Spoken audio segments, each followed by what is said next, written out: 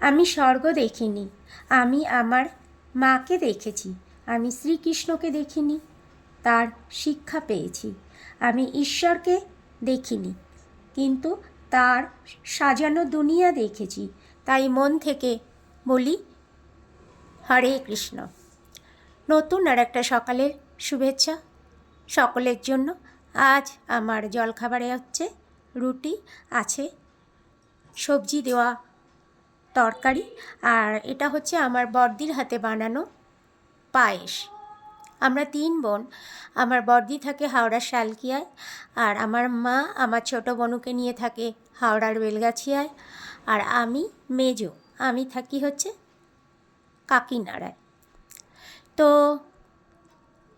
বাবা নেই, ভাইও নেই, কিন্তু বাবা না থাকলে কী হবে, আমরা 3 বোন আর আমার মা যতদিন এই পৃথিবীতে থাকবো, আমার বাবা আমাদের 4 জনের মধ্যে প্রত্যেকটা মুহূর্ত ছিল, আছে আর থাকবে।